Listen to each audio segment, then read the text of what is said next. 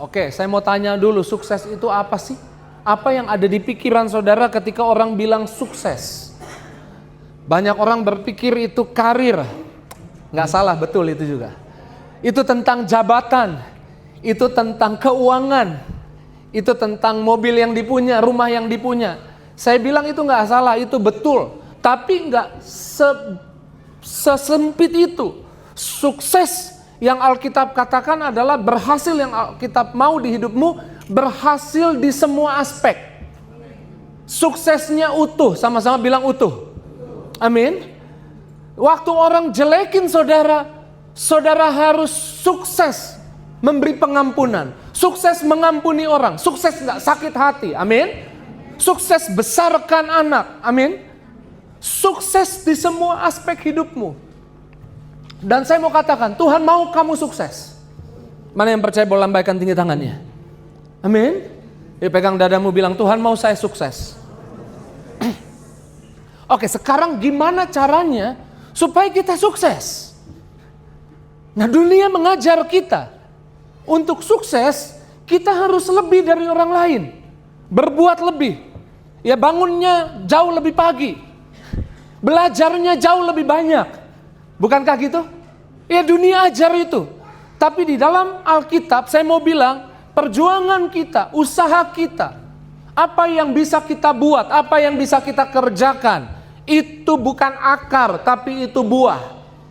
Saudara ngerti maksud saya?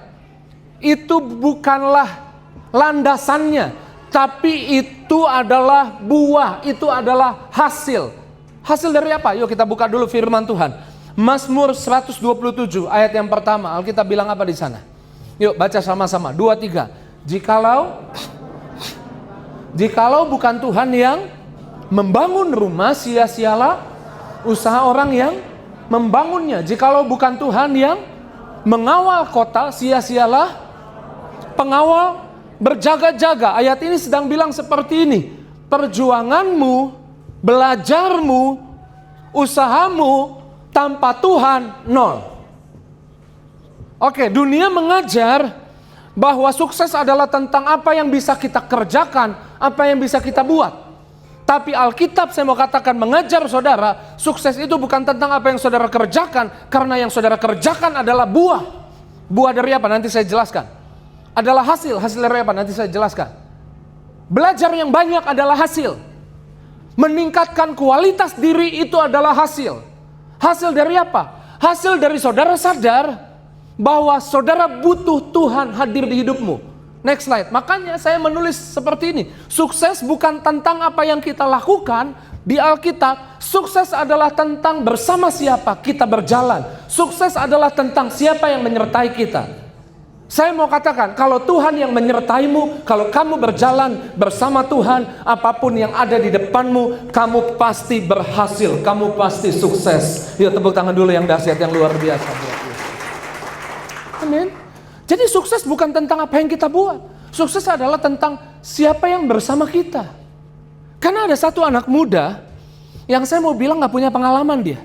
Satu anak muda, kalau saudara baca di Kejadian 37, dia anak dedi, dia anak papi, dia anak papa. Namanya Yusuf. Alkitab bilang begini, Israel, Kejadian 37 bilang begini, Israel lebih mengasihi Yusuf daripada saudara-saudaranya. Jadi dia anak papi, dia anak dedi, dia anak kesayangan. Dan tiba-tiba kakak-kakaknya yang cemburu itu menyebabkan dia, yang anak dedi di Kanaan itu, jadi ada di Mesir di pasar budak.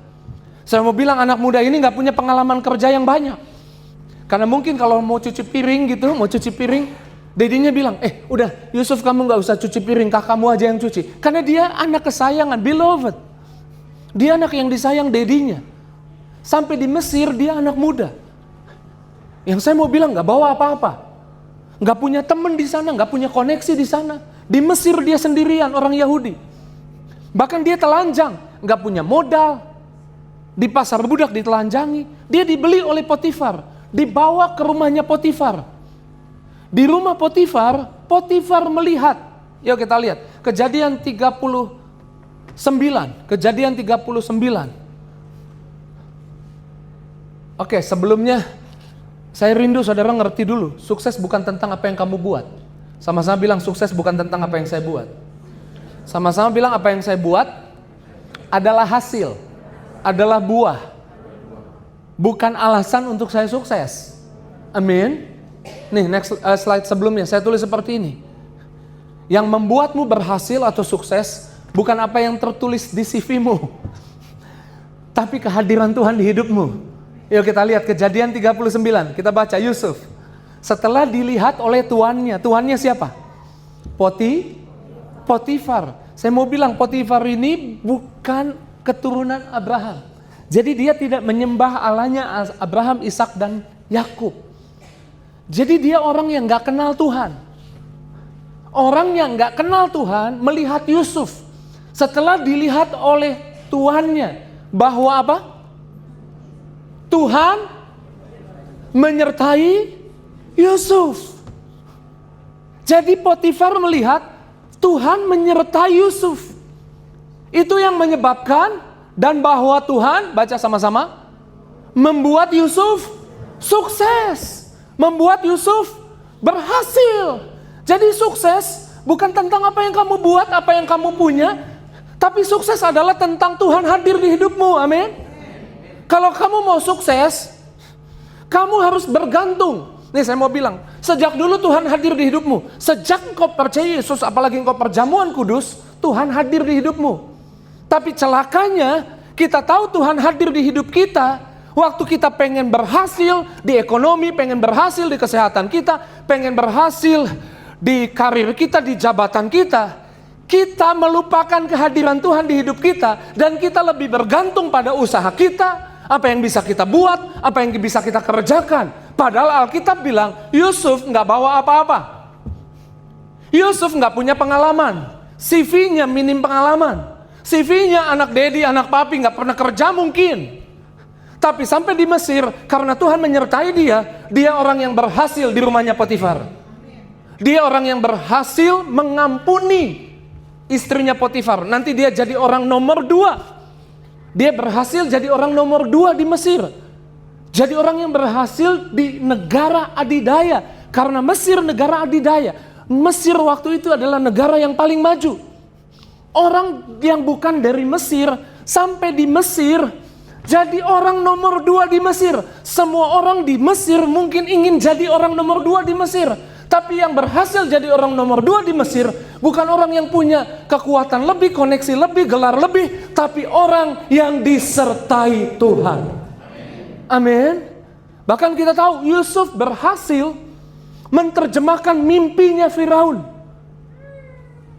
Sebelum Yusuf dipanggil, telah dipanggil ahli-ahli mimpi, ahli tenung.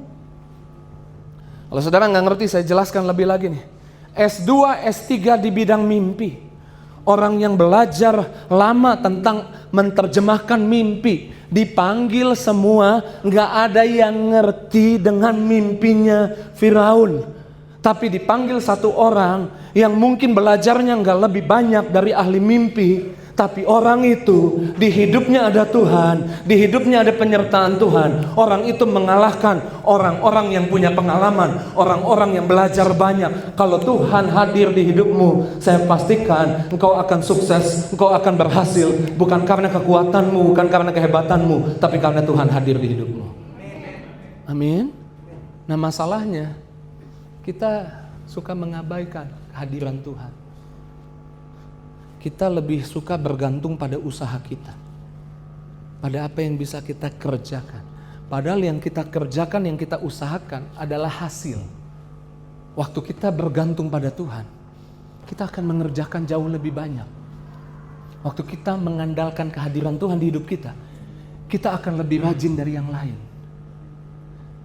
Dunia mungkin menganggapmu gak masuk hitungan untuk masuk kualifikasi orang yang sukses.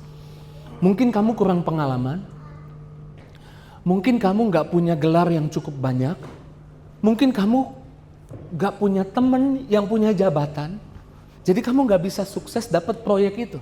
Karena kamu gak punya teman di pemerintahan atau teman di perusahaan besar untuk kamu bisa dapat proyek itu, berhasil dapat proyek itu. Karena kamu punya banyak kekurangan, punya banyak kelemahan.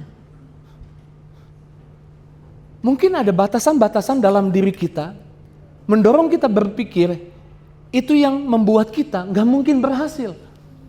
Tapi sebagai hamba Tuhan, saya mau bilang, Tuhan beda. Sama-sama bilang Tuhan beda. Kelemahan dan kekuranganmu tidak mendiskualifikasi kamu. Oke, ini ayat 4 saya lupa lagi baca nih. Baca dulu deh ayat 4. Maka Yusuf mendapat kasih tuannya dan boleh melayani dia. Diangkat Yusuf menjadi kesayangannya. Dipercayakan semua kerjaan di rumah kepada Yusuf. Orang yang di hidupnya sadar ada kehadiran Tuhan, hidupnya gak di situ-situ aja. Tuhan bawa dari satu kemuliaan kepada kemuliaan yang lebih besar. Amin.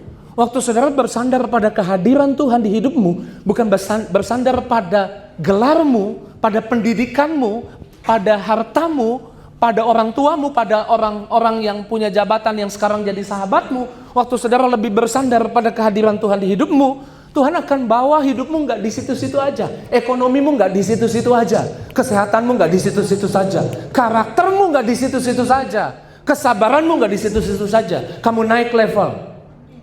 Amin. Percaya bilang amin. Amin.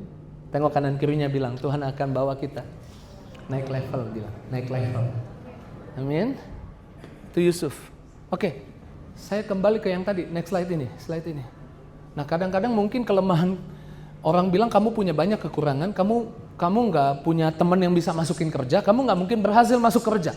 Hari ini orang susah cari kerja, dan kamu coba lamar kerja, kamu nggak punya teman di kantor itu, nggak punya orang yang bisa masukin kerja, kamu nggak akan berhasil masuk kerja. Kekuranganmu buat dunia jadi alasan untuk kamu gak bisa sukses. Tapi dengar baik, kelemahan dan kekuranganmu di dalam Tuhan tidak mendiskualifikasi kamu untuk bisa sukses. Kelemahan kekuranganmu justru membuatmu masuk hitungan, masuk kualifikasi untuk terima pertolongan dari Tuhan. Dan orang yang ditolong Tuhan pasti berhasil. Quote yang saya tulis ini dasarnya. Next slide. Ini dasar firmannya. Yang Paulus bukan orang yang gagal, Paulus orang yang sukses. Saya ulang ya. Paulus bukan orang yang gagal, Paulus orang yang sukses. Paulus bukan orang yang gak punya, yang lemah, yang gak punya kemampuan. Dia kemampuannya banyak. Tapi dia bilang begini, waktu aku lihat kelemahanku, yuk kita baca dulu. Tetapi jawab Tuhan kepadaku, cukuplah kasih karuniaku bagimu, sebab justru dalam kelemahanlah kuasaku jadi sempurna. Justru karena kamu kurang pengalaman, aku punya alasan untuk tolong kamu. Justru karena kamu nggak punya orang dalam masukin kerja, aku punya alasan untuk tolong kamu. Amin. Sebab itu aku terlebih suka bermegah atas kelemahanku. Paulus orang yang bergantung pada kehadiran Tuhan di hidupnya. Yang kurang di hidupmu gak mendiskualifikasi kamu untuk sukses. Kehadiran Tuhan yang buat kamu sukses. Bukan apa yang kamu punya yang buat kamu sukses. Bukan karena kamu lebih hebat dari orang lain yang bisa buat kamu sukses. Tapi kalau kamu bergantung pada kehadiran Tuhan, saya mau bilang, kamu lebih rajin dari orang lain. Kamu lebih hebat dari orang lain. Paulus dipukul, didera, dianiaya, masuk penjara, tapi dia gak nyerah. Di penjara dia nulis. Dan dia nulis lebih banyak dari murid lain. 2/3 perjanjian baru yang tulis siapa? Paulus. Orang yang bersandar pada kehadiran Tuhan, dia berbuat lebih banyak. Jadi mungkin saudara hari ini, Pak Pendeta, saya banyak kurangnya. Saya mau bilang, itu kabar baik. Itu bukan kabar buruk. Kekuranganmu alasan untuk Tuhan tolong kamu. Saudara ingat kisah Gideon? Gideon diserang berapa pasukan? 300.000 pasukan, orang Midian. Dan waktu dia lihat pasukan orang Midian yang banyak mau ambil hasil panen, dia masuk ke tempat penggirikan anggur. Coba next slide. Kemudian datanglah malaikat Tuhan dan duduk di bawah pohon terbantin di Ofra, kepunyaan Yoas. Orang Abiezer itu, sedang Gideon, ngapain dia? Anaknya mengirik gandum dalam tempat pemerasan anggur agar apa? Tersembunyi bagi orang Midian. Dia lagi ngumpet. Kenapa dia ngumpet? Dia merasa nggak mungkin berhasil mengalahkan musuh yang banyak. Nggak mungkin sukses. Kenapa nggak mungkin sukses?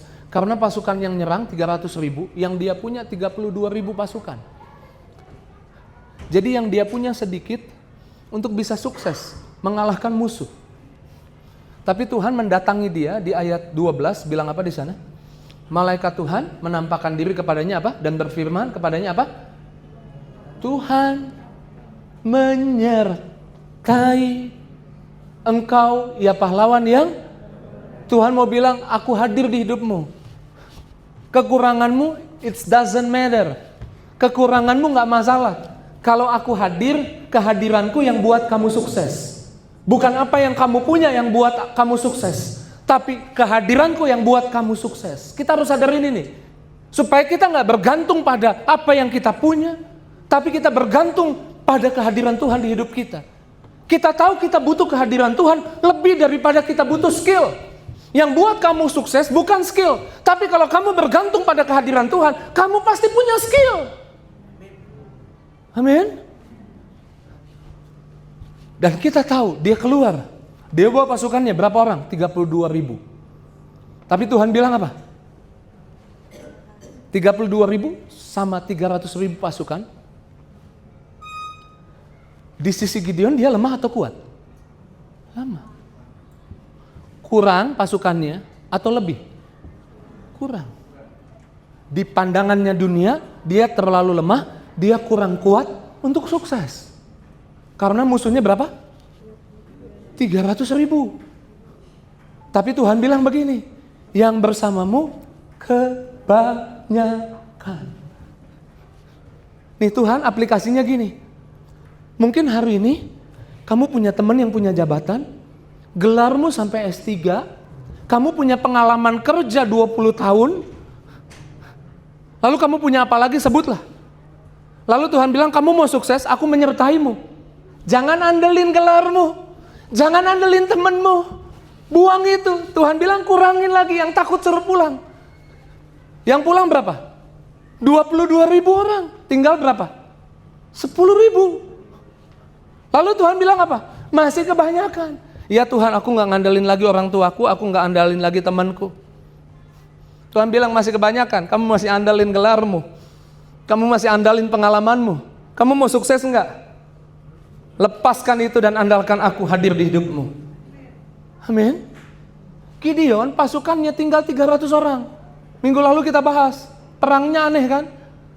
300.000 orang bawa tombak, bawa panah berapi mungkin, pakai kereta kuda, dan 300 orang bawa obor, bawa trompet, bawa buyung, gelas. Ini perang yang aneh, strategi yang aneh. Strategi Tuhan untuk buat kamu menang memang selalu melampaui logikamu. Tapi kalau kamu bersandar pada kehadiran Tuhan di hidupmu, sama seperti Gideon akhirnya berhasil melawan musuh yang banyak, saya percaya kamu juga akan berhasil mengalahkan sakit hati, mengalahkan omongan negatif orang, mengalahkan ketidakmampuanmu bahkan. Amin. Sama-sama bilang saya orang berhasil, bukan orang gagal. Sama-sama bilang karena saya mengandalkan kehadiran Tuhan di hidup saya. Next slide, saya tulis apa di sana? Kehadiran Tuhan membuat yang kurang malah jadi kebanyakan. Kita pikir kita kurang untuk bisa sukses. Tapi dengar baik, kalau Tuhan hadir di hidupmu dan kau mengandalkan kehadiran Tuhan, yang menurutmu kurang, buat Tuhan kebanyakan. Tuhan hadir di hidupmu, kamu pasti sukses, kamu pasti berhasil. Lihat tepuk tangan yang dahsyat, yang luar biasa. Saudara diberkati sampai di poin ini. Boleh saya lihat dulu tangan-tangan yang diberkati firman Tuhan. Sama-sama pegang dadamu, bilang saya orang berhasil, karena Tuhan hadir di hidup saya. Amin. Sudah terlalu lama kita melupakan kehadiran Tuhan. Sudah terlalu lama kita mengandalkan apa yang bisa kita buat. Kita terpengaruh dunia. Karena dunia ajar kita mau sukses, buat lebih. Mau sukses, punya yang banyak. Mau sukses harus lebih dari orang lain. Tapi kita tahu Kesuksesan di dalam Kristus, di dalam Tuhan. Tuhan hadir buat kita jadi mampu berbuat lebih tanpa beban. Amin. Mampu berbuat lebih bukan kayak pressure, tekanan. Berbuat lebih itu flowing, mengalir. Dan saya mau katakan ketika Tuhan hadir di hidupmu, kamu akan dikepung kemudahan.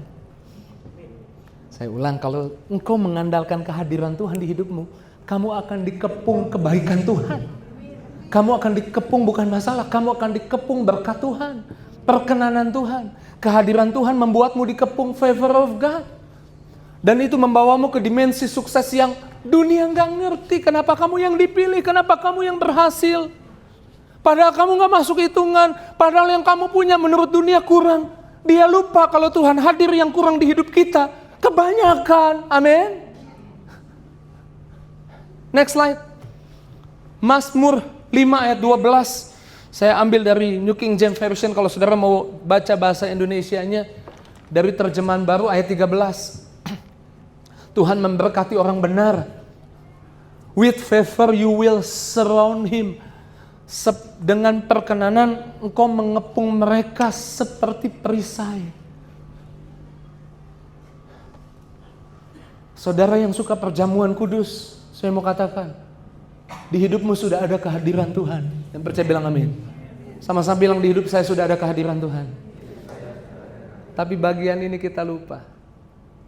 Kita sering mengabaikan kehadirannya dan kita lebih suka andalkan kekuatan kita, skill kita, kehebatan, kemampuan kita. Hari ini kita tobat, kita andalkan kehadiran Tuhan. Amin. Waktu Tuhan hadir, Dia bawa anugerahnya, kita dikepung kebaikan Tuhan. Di perjanjian lama ada gambaran Raja Iran, Ahasiweros. Ya hari ini Iran namanya, waktu itu Persia, kerajaan Persia. Raja Persia, Iran hari ini, Ahasiweros. Raja Ahasiweros kedatangan tamu. Kemudian istrinya Wasti cantik. Dia pengen Wasti itu menampilkan keluar kamarnya dan memamerkan kecantikannya kepada tamu-tamunya. Dia bangga sama istrinya. Tapi istrinya ratu kemudian menolak permintaan raja. Dan raja murka dan akhirnya ratu digulingkan dan dipilihlah pemilihan ratu baru. Jadi semua wanita diundang ke kerajaan dan raja akan menyapa wanita-wanita yang datang. Dan saya percaya orang-orang Persia itu orang-orang yang cantik-cantik. Orang-orang yang ada di kerajaannya juga banyak orang yang cantik yang datang, wanita-wanita cantik datang. Tapi ada satu wanita yang bukan orang Persia, tapi orang Yahudi. Namanya Esther. Esther ini juga adalah yatim piatu. Dia nggak diurus, papa mamanya udah nggak ada. Dia diurus oleh pamannya Mordekai. Nah, mereka bukan orang Persia, mereka orang Yahudi, mereka orang Israel. Tapi mereka punya sesuatu yang tidak dipunyai perempuan-perempuan lain di situ. Saya menyebutnya mereka punya janji penyertaan Tuhan yang mereka punya dari leluhur mereka, yaitu Abraham. Karena Tuhan berjanji kepada Abraham, Tuhan akan sertai Abraham dan Tuhan akan sertai keturunannya. Esther dan Mordekai juga keturunannya Abraham. Jadi mereka punya janji penyertaan Tuhan. Itu yang buat mereka beda. Waktu Tuhan hadir di kehidupan mereka, Tuhan menyertai mereka. Waktu Esther datang, next slide. Esther 2 ayat 17, yuk kita baca sama-sama. Maka Esther dikasihi baginda lebih daripada semua perempuan lain. Saya percaya banyak perempuan cantik, tapi entah mengapa mata raja tertuju pada Esther dan raja lebih, apa katanya di sana? Lebih mengasihi. Amin. Ini doa mendiang Bapak Gembala kalau kita minta doakan Pak Pariaji, doakan saya di tempat kerja. Bapak suka doa, ya you disayang bos, disayang pimpinan. Dan saya percaya saya berdiri di hadapan orang-orang yang punya janji karena kematian Yesus. Sama-sama bilang karena kematian Yesus. Sama-sama bilang karena saya percaya korban Yesus di atas kayu salib. Pegang dadamu, bilang di hidup saya ada janji penyertaan Tuhan. Tuhan menyertai hidup saya. Amin. Dan karena Tuhan menyertai hidupmu, saya percaya Tuhan akan buat orang di sekitarmu entah mengapa lebih mengasihimu, suka sama kamu. Amin.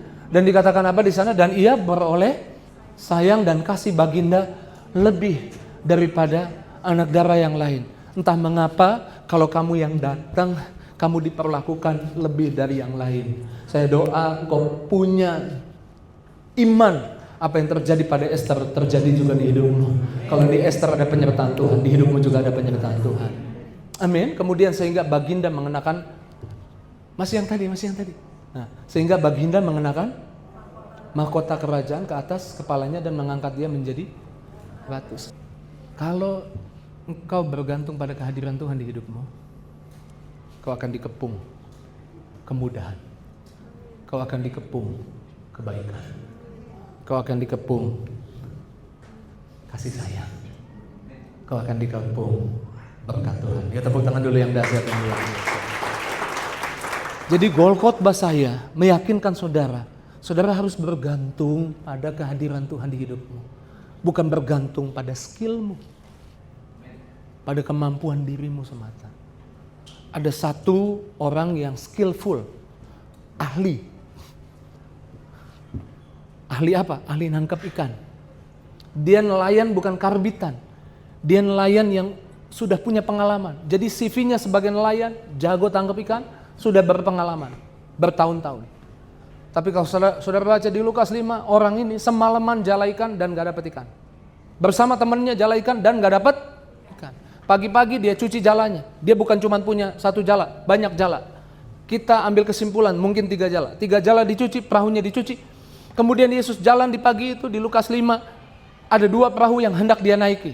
Dan Yesus memilih perahunya Petrus.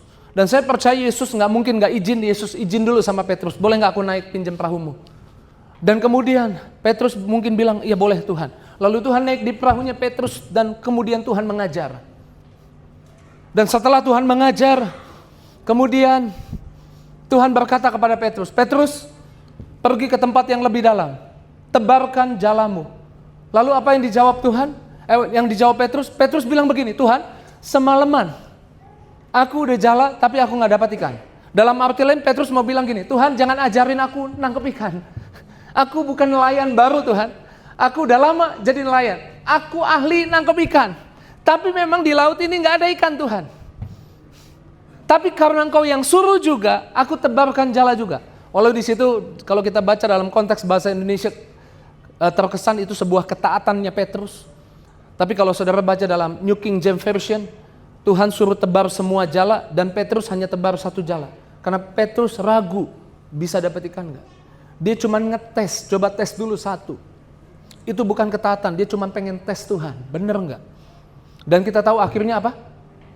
Perahunya penuh dengan ikan. Lalu kemudian pinjam perahu temannya, 2 perahu penuh dengan ikan. Perahu itu penuh, berhasil menangkap ikan, berhasil penuh dengan ikan. Bukan karena pengalamannya Petrus. Bukan karena Petrus nelayan yang sudah handal, sudah lama, skillful. Next slide. Saya menulis seperti ini, slide berikutnya boleh tampilkan. Perahu Petrus yang kosong itu berhasil jadi penuh dengan ikan. Bukan karena skillnya Petrus. Tapi karena Petrus kasih ruang di perahunya untuk Yesus hadir. Dan saya percaya kalau saudara datang ke tempat ini, dengar khotbah ini, di pagi siang ini, saudara adalah orang-orang yang mau kasih ruang untuk Tuhan hadir lebih banyak di masalahmu, hadir lebih banyak di penyakitmu, hadir lebih banyak di keuanganmu, sehingga saya percaya engkau akan berhasil dapat berkat yang banyak untuk kesehatanmu, berkat yang banyak untuk keuanganmu, berkat yang banyak untuk karaktermu, berkat yang banyak untuk caramu mendidik anak, amin. Engkau berhasil sukses di semua aspek hidupmu. Amin. Tapi ini yang jadi masalah. Apa yang orang lain gak lihat? Sama-sama bilang orang lain gak lihat. Sama-sama bilang tapi Tuhan tahu. Pemain musik boleh siap-siap. Yang main musik boleh minta nada di G. Orang gak lihat tapi Tuhan tahu. Di hatimu. Walau kamu sadar Tuhan hadir di hidupmu, kamu tahu Tuhan hadir di hidupmu, pertanyaannya, apakah kamu bersandar pada kehadiran Tuhan? Apakah kamu merasa yang diperlukan untuk berhasil adalah kehadiran Tuhan? Atau kamu bersandar yang diperlukan untuk berhasil adalah kemampuanmu, adalah gelarmu, adalah pengalamanmu. Itu adanya di sini. Orang gak lihat. Termasuk pendeta yang di depan. Waktu dia khotbah, apakah dia di dalam hatinya sementara dia khotbah supaya khotbahnya berhasil jamaah-jemaat, khotbahnya berhasil bawa jemaat masuk hadirat Tuhan, dilepaskan, dilegakan. Apakah dia di hatinya mengandalkan fasih bicaranya, susun khotbah yang sudah dia siapkan, atau di hatinya bergantung pada perlunya hadir Tuhan waktu dia khotbah? Saya udah lewati momen saya khotbah supaya kelihatan keren sama jemaat. Udah lewat. Saya udah lewat momen saya khotbah supaya orang kagum sama saya. Udah lewat. Saya andalkan susun bahan yang bagus. Saya andalkan kepintaran saya belajar yang banyak. Udah lewat. Hari ini saya gak andalin itu.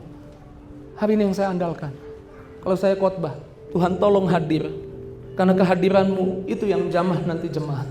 Itu yang buat jemaat nanti disembuhkan, dipulihkan. Dan hari ini hal yang sama. Waktu saudara dengar khotbah ini, saya tahu ada sakit di hidupmu. Saya tahu ada kekurangan mungkin yang sedang kau hadapi. Ada masalah mungkin di bisnismu. Dan kau sadar Tuhan hadir. Masalahnya di hati. Gak ada yang lihat, pendeta gak lihat, teman sebelahmu gak lihat. Apa yang kau banggakan, apa yang kau rasa perlu ada di tengah sakit penyakitmu, Tuhan hadir, atau usahamu untuk jadi sembuh? Mana yang engkau lebih bangga? Mana yang kau lebih rasa perlu? Apakah engkau merasa, Tuhan, aku perlu merasakan, aku perlu melihat, aku perlu bukti bahwa Tuhan hadir di keuanganku, di kesehatanku? Atau di tengah kesulitanmu, kau pakai skillmu, pakai pengalamanmu, pakai kehebatanmu, dan berusaha jadi sukses dengan cara yang tanpa sadar kita dipengaruhi dunia, dan kita nggak ikut Tuhan lagi. Kalau saya bilang saya bergantung sama Tuhan, bukan berarti saya nggak susun bahan ini. Saya susun bahan ini dari hari Kamis. Tadi malam saya tidur jam 2 malam, udah capek, udah ngantuk. Saya susun, saya cari gambarnya, saya mau kasih yang terbaik. Untuk bikin gambar ini, saudara bisa sekarang pakai AI di Piclumen, namanya piclumen.com. Nah, kalau saudara mau cari-cari gambar, tapi kasih promptnya nggak semudah itu, gambarnya keluarnya susah banget. Beda seperti yang saya ada di pikiran saya. Mungkin saudara bilang hanya gambar, tapi saya persiapkan yang terbaik. Kalau saya persiapkan yang terbaik, bukan saya mengandalkan persiapan saya supaya khotbah saya kelihatan keren, tapi karena saya bergantung pada kehadiran Tuhan, itu yang menghasilkan buah. Saya buat persiapan yang banyak. Amin. Nih, Tuhan bilang gini, Yeremia 9 ayat 23. Yuk kita baca sama-sama. Beginilah firman Tuhan. Janganlah orang yang punya gelar bangga karena gelarnya. Janganlah orang yang punya pengalaman bangga karena pengalamannya. Janganlah orang kuat, janganlah orang yang punya teman, punya jabatan, di hatinya bangga karena punya teman yang punya jabatan. Janganlah orang kaya, janganlah kamu yang punya tabungan banyak, kamu tahu Tuhan hadir di hidupmu, tapi di hatimu bangganya, rautnya, rasa perlunya adalah uang yang banyak. Itu bukan hadirnya Tuhan. Tapi Tuhan bilang gini ayat 24. Barang siapa mau bangga, barang siapa mau bermegah, sama-sama bilang, kalau saya mau bangga, kalau saya mau proud, kalau saya mau bermegah. Bermegah karena yang berikut, bahwa ia memahami dan mengenal akulah Tuhan yang menunjukkan kasih setia, keadilan, kebenaran di bumi. Tuhan bilang, akulah yang buat kamu bisa sukses. Kehadiranku yang buat kamu sukses. Bukan skillmu, bukan kemampuanmu, bukan apa yang tercantum di CV-mu, bukan kehebatan yang kamu punya. Yang buat kamu berhasil, yang buat kamu sukses dalam segala hal adalah ketika engkau bergantung pada kehadiran Tuhan. Ketika engkau bangganya pada kehadiran Tuhan di hidupmu. Karena Tuhan bilang, semuanya itu kusukai. Kalau Tuhan suka, Tuhan akan alirkan kuasanya. Kalau Tuhan suka, Tuhan akan alirkan berkatnya. Kalau Tuhan suka, Tuhan akan buka jalan. Siapa yang mau bangga pada kehadiran Tuhan lebih daripada bangga akan apa yang dia punya? Boleh lambaikan tinggi tangannya. Saya mau lihat tangannya semua, lambaikan tinggi. Kami perlukan keajaiban-Mu, kami butuhkan sentuhan tangan. Kami tak dapat jalan sendiri, kami yang mau bangga akan kehadiran Tuhan lagi, sama-sama katakan, kami perlu kehadiran. Kita bangkit berdiri sama-sama, kami